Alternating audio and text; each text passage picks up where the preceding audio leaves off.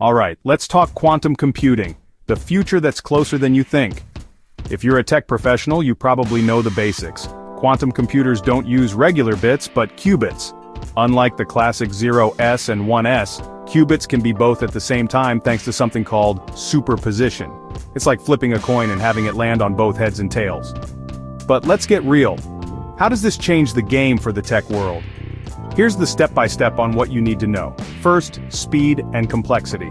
Quantum computers aren't just faster. They can solve types of problems that would take classical computers years or even centuries.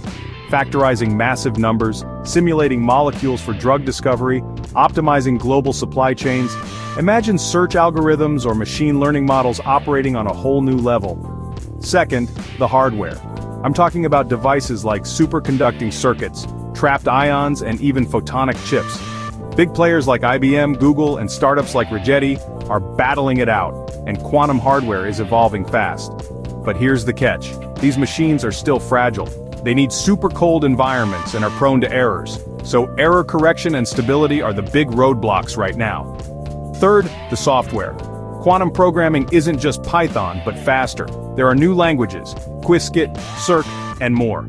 If you want to get ahead, start learning quantum algorithms like Shor's or Grover's. But don't expect to run your code on a quantum laptop anytime soon. Most development is happening in the cloud on simulators or real quantum hardware accessed remotely. Fourth, security. Quantum computers could break today's encryption standards. That's why quantum-safe cryptography is a hot research topic. If you work in security, this is your wake-up call. So, what's the roadmap? Right now, we're in the noisy intermediate-scale quantum, or NISQ era. This means you can do interesting experiments, but we're not at full-blown, error-free quantum computing. That's probably a decade away, but now's the time to get ready. Learn the basics, get hands-on with quantum SDKs, and follow the race for quantum supremacy. Bottom line, quantum computing isn't just hype, it's coming, and it's going to reshape tech from the ground up. The winners will be those who start building quantum literacy today. So, are you ready to jump in?